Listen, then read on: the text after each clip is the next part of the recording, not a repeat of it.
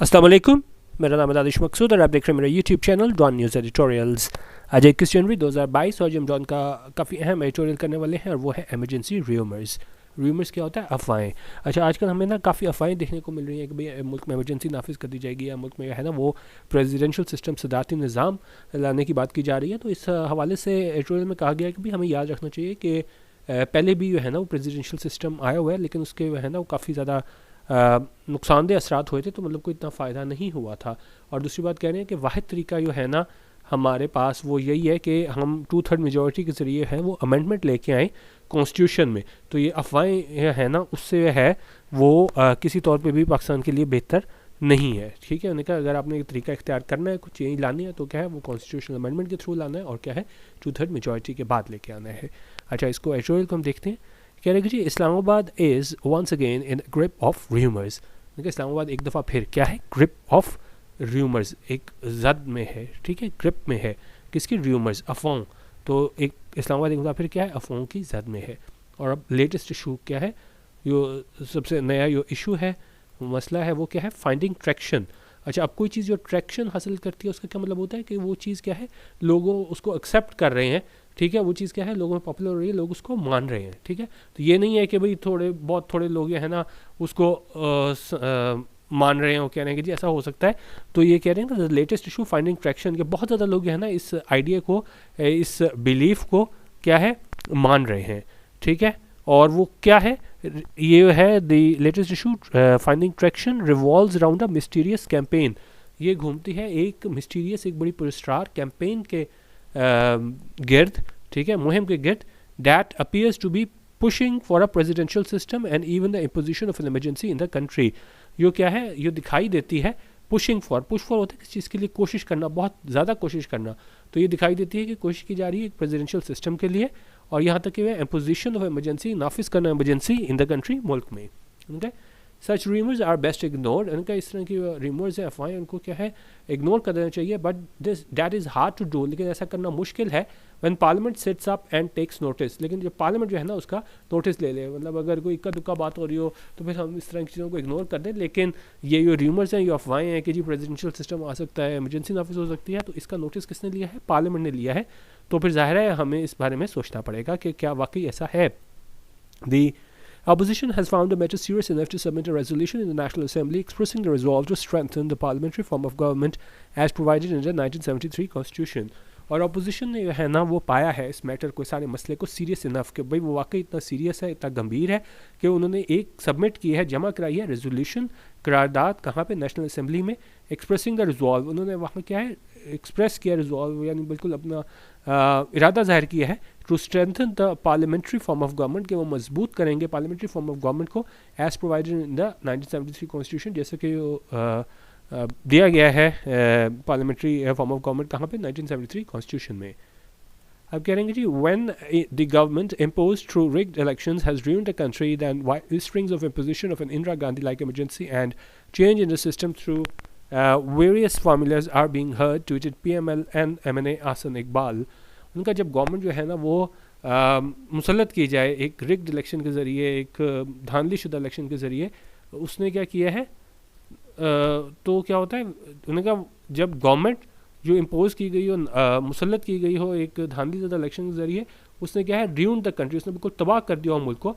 Then whisperings of imposition of Indira Gandhi like emergency, उनका फिर उस तरह की सरगोशियाँ जो होती हैं कि भाई नाफिज कर दिया जाएगा इंदिरा गांधी लाइक इमरजेंसी, और क्या है चेंज द सिस्टम, के सिस्टम में चेंज देखने को मिले, किस तरह? थ्रू वेरियस फार्मूलाज, मुख्तलिफ फार्मूलाज के ज़रिए, आर बीइंग हर्ड। तो वो ऐसे फिर सुने जाते हैं। उन्होंने कहा कि जब इस तरह के धांधली ज़्यादा इलेक्शन के जरिए है ना वो गवर्नमेंट मुसल्लत की गई हो। और ऐसा किसने ट्वीट किया है? Tweeted PML and MNA ahsan Iqbal. अच्छा, अब करेंगे जी the opposition has also pointed a finger at the PTI government accusing it of being behind the whispering campaign.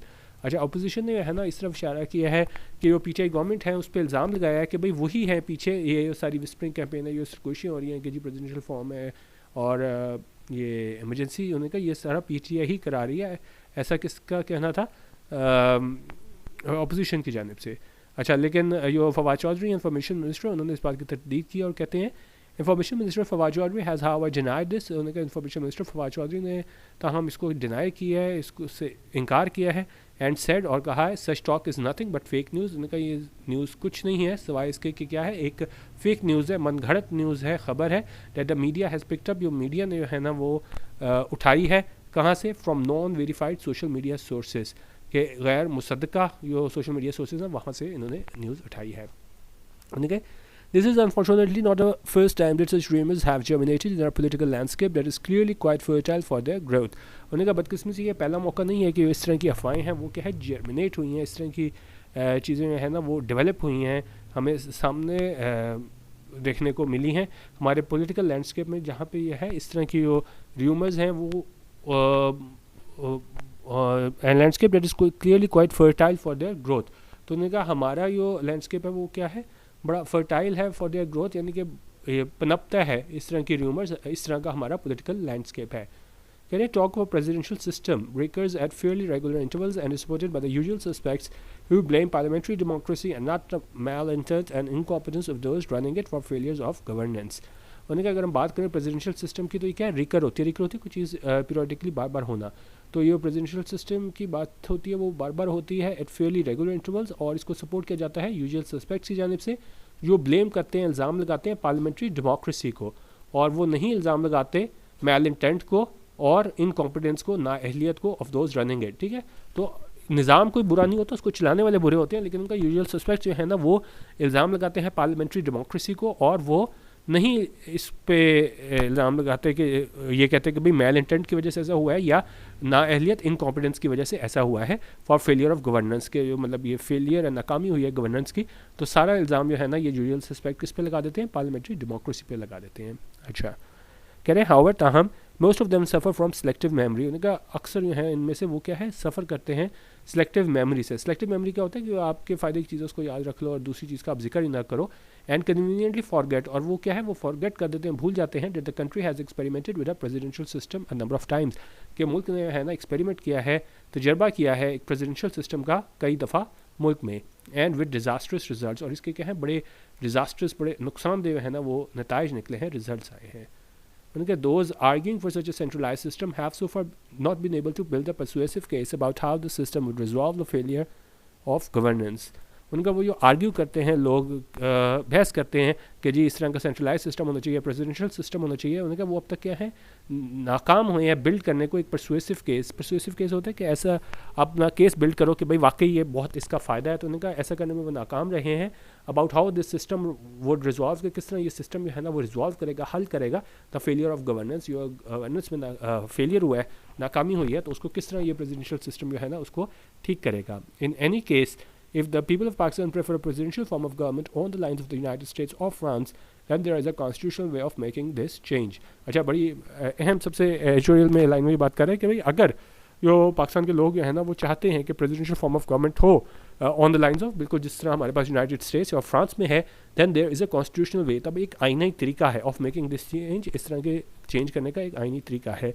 Bye 2/3 majority, उन्होंने कहा 2 तिहाई अक्सरियत से parliament can make a constitutional amendment, parliament जो है ना वो कर सकती है एक आईनी तरमीम, and change the parliamentary form into a presidential form of government, और वो इसको तब्दील कर सकते हैं पार्लियामेंट्री फॉर्म को प्रेसिडेंशियल फॉर्म ऑफ गवर्नमेंट में। There is no other legal way of doing this, उन्होंने कहा कोई और जो है ना वो लीगल तरीका नहीं है ये करने का, तो उन्होंने कहा सिर्फ आप कर सकते हो पार्लियामेंट्री से प्रेसिडेंशियल, लेकिन क्या है आपको 2 तिहाई अक्सरियत चाहिए होगी पार्लियामेंट में कॉन्स्टिट्यूशनल अमेंडमेंट के लिए।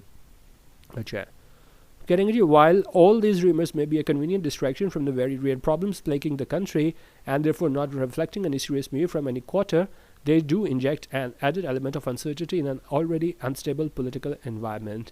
उन्होंने कहा ये जबकि ये सारी रूमर्स हैं या अफवाहें हैं वो क्या हैं एक डिस्ट्रैक्शन होगी। एक डिस्ट्रैक्शन क्या होती है, चीज़ आपको अपने काम से अपने मकसद से हटा दे, उनका ये डिस्ट्रक्शन होगी कि वो जो असल मसले हैं प्लेकिंग द कंट्री, वो क्या है जो नुकसान पहुँचा रहे हैं मुल्क को, तो हमारी क्या है वहाँ पे तवज्जो नहीं रहेगी, वो डिस्ट्रैक्शन होगी, and therefore not reflecting any serious move from any quarter.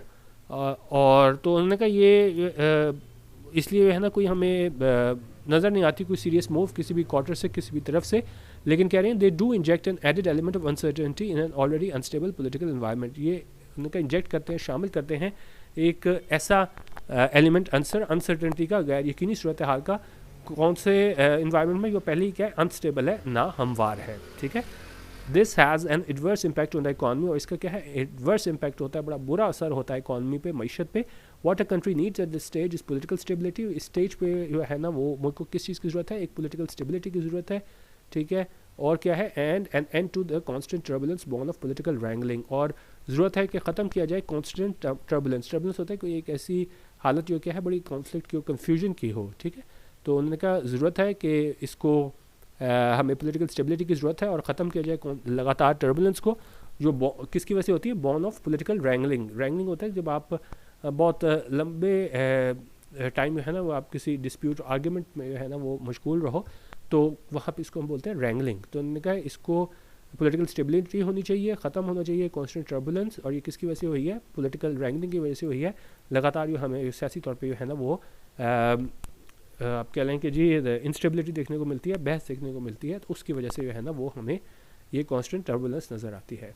The markets need to feel comfortable, उनका मार्केट्स है उनको क्या है पुरअतमाद फील होना चाहिए, यानी जिस तरह हम देखते हैं कि कोई भी हालात होते हैं तो हमारी क्या है मार्केट पर फ़र्क पड़ता है, स्टॉक मार्केट जो है वो गिर जाती है। तो उन्होंने कहा मार्केट को है ना वो पुरअतमाद फील करना चाहिए एज टू इन्वेस्टर्स, और साथ ही है उन्होंने इन्वेस्टर्स को भी है ना वो पुरअतमाद फील होना चाहिए।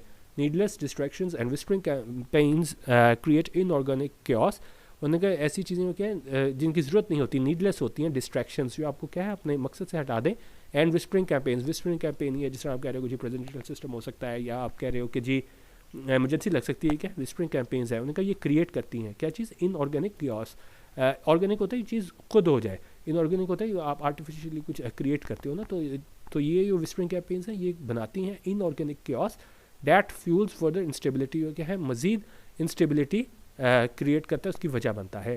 Pakistan politics needs to settle down to a rhythm, उनका पाकिस्तान के पॉलिटिक्स को ज़रूरत है कि वो क्या है सेटल डाउन हो एक रिदम में, दैट इज़ प्रिडिक्टेबल, जो क्या है आप उसको प्रिडिक्ट कर सको कि भाई आगे चल के क्या होगा, एक ऐसे सिस्टमिक वे में, and does not spring surprises, ऐसा ना हो कि हमें क्या है बार बार जो है वो हैरानकुन जो है वो आगे हमें कोई भी वाक़या देखने को मिले, व्हेन नन आर नीडेड, और जब कोई भी किसी किस्म की है ना वो हमें सरप्राइजेस की हैरानकुन वाक़यात की क्या है ज़रूरत नहीं है। These rumours should die a natural death, उन्होंने कहा ये र्यूमर्स हैं, ये अफवाहें हैं, उनको क्या है डाई होना चाहिए, शुड डाई लाजमी ख़त्म हो जाना चाहिए, अ नेचुरल डेथ, यानी कुछ के बगैर, जिस तरह एक है जिस तरह नेचुरल डेथ होती है ना कि आप जो है एज की वजह से या दूसरे फैक्टर्स की वजह से है ना आपकी डेथ हुई थी, कुछ ना भी करो तो डेथ हुई थी, तो मतलब कि हमें क्या है इस पर ज़्यादा ध्यान नहीं देना चाहिए, जिस तरह की ये र्यूमर्स हैं अफवाहें हैं, इनको खुद ही है ना वो दम तोड़ देना चाहिए, शुड डाई नेचुरल डेथ, हमें खुद इसको नहीं कुछ करना चाहिए। तो बेसिकली एडिटोरियल था कि जो आजकल हमारे पास बहस हो रही है एमरजेंसी के हवाले से और प्रेसिडेंशियल फॉर्म ऑफ गवर्नमेंट के हवाले से, तो उस हवाले से ये कहा गया है कि भाई वाहिद जो तरीका है ना वो हमारे पास यह है कि पार्लियामेंट में है ना अगर आपने लेकर आनी है, अमेंडमेंट लेके आनी है, तरमीम लेके आनी है, तो आप को 2/3 मेजॉरिटी चाहिए होगी, फिर ये है ना वो आप आइन में तरमीम ला सकते हो। उन्होंने कहा वो वाहिद ज़रिया है जब आप पार्लियामेंट्री फॉर्म से प्रेसिडेंशियल फॉर्म ऑफ गवर्नमेंट पे आ सकते हो। ठीक है, यह था आज का हमारा एडिटोरियल। बाकी अगर आपने मेरा व्हाट्सएप ग्रुप ज्वाइन करना हो तो आप 0312 419 1070 ये मेरा इजी पैसा का नंबर है, यहाँ 200 रुपीज़ आप वीज़ा पैसा कराएंगे तो आपको 24 घंटे में ग्रुप में शामिल कर लिया जाएगा, जहाँ पे रोज़ हमारे पास एडिटोरियल वीडियो शेयर होती है, डॉन हाइलाइट्स होती हैं, और इसके अलावा जो है ना सुबह 9 बजे मैं आपको PDF देता हूँ डॉन न्यूज़पेपर का रीडेबल फॉर्म में, और हमारे पास इसके एडिटोरियल और ओपिनियन के PDFs होते हैं। शाम को हम आपको पाकिस्तान ऑब्जर्वर मिलता है न्यूज़पेपर पूरा, और जो है उसमें हम ट्रिब्यून के एडिटोरियल और ओपिनियन देखते हैं, तो ये आप देख लीजिएगा अगर आपने ज्वाइन करना है तो। बाकी सारे कुछ जो है ना मैं आपको PDF में बना के दे देता हूँ, सिर्फ वीडियो है जो हम डिटेल से डिस्कस करते हैं। ठीक है, बाकी वो PDFs होते हैं, मीनिंग्स नहीं होते, लेकिन वीडियो जो है ना उसको हम रोज़ इस तरह डिस्कस करते हैं। तो अगर आपने ज्वाइन करना हो तो आप मुझे व्हाट्सअप कर सकते हैं 0312 419 1070। ठीक है, वीडियो देखने का बहुत शुक्रिया। अल्लाह हाफ़िज़। पाकिस्तान जिंदाबाद।